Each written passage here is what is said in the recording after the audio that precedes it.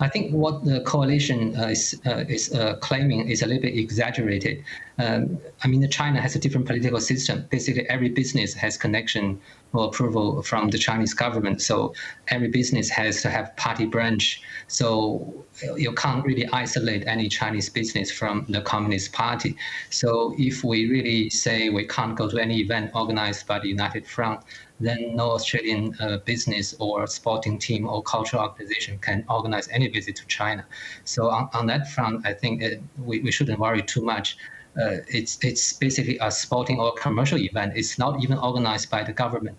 It's organized by a private promoter, and it's not backed by the government, although it's approved by the government. And that's an important distinction, I suppose, to make, because it is a group, from what I understand, that is quite committed to promoting China through through events like this. Yes, as I understand, there are some Chinese-backed business in Melbourne also behind the tour. So we should view it more as a business decision rather than a government action. So you say it's China, the China government backed, but not necessarily supported in any other way. From Australia's perspective, do you know how much involvement we've had? Well, I think Football Australia has been trying to get a match against Argentina organized for some time, and I think the opportunity came along with this Chinese promoter who offered the venue of Bejing, and I think any CEO of Football Australia wouldn't refuse such a good chance to play against the world champion. So I don't think we should overplay the political factor too much. It's more a cultural and sporting event. How much growth are you seeing of soccer in China? It is the most popular sport by far in China. It has hundreds of millions of fans. So this is a great opportunity for the Socceroos to promote the Australian football in China and also in general promote Australia. There will be hundreds of millions of TV viewers watching tonight, and this is going to be a great opportunity, soft power projection for Australia. If we lose to Argentina, that's okay because they are world champions.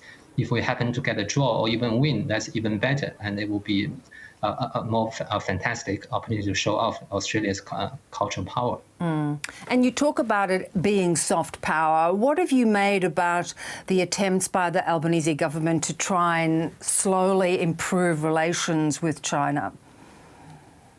Well, I think for the last 12 months, the Albanese government has been making great progress to try to stabilize the relationship with China. I think most people agree that the previous government, the fault with the previous government lies more in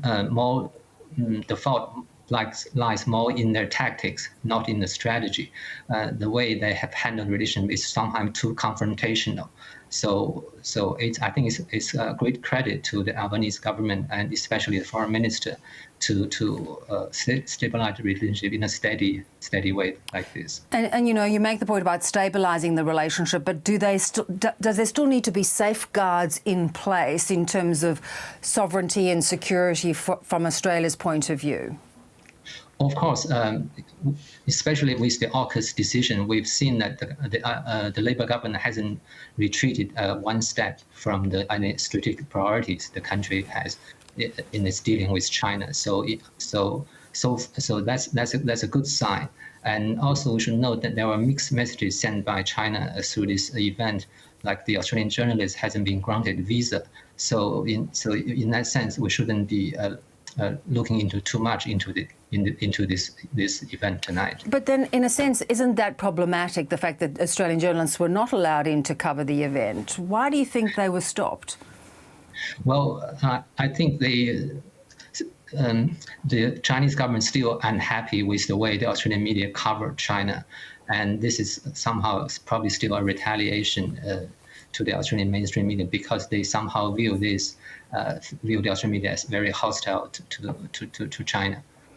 And that's, an interesting point. Do you think from that side of things, China is still going to be very rigid about how it's portrayed and allowing Australian media back into China? Well, certainly this is not a good sign, and that's why I'm saying is, as I said, this particular match, the coalition shouldn't read too much into it.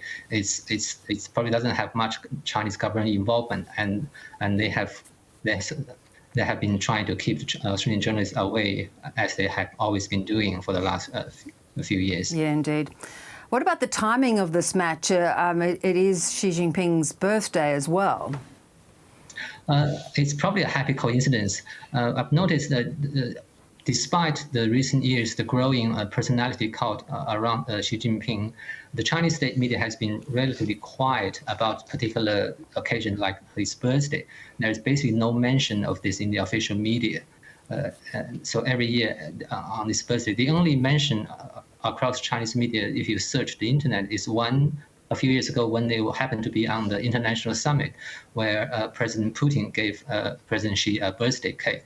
That's the only mention of the date of his birthday. So the Chinese government has been playing down this date. So it's probably just a coincidence, or probably maybe the promoter has something in mind, but we don't know. So you don't think we'll find Xi Jinping in the crowd tonight? Well, I doubt it.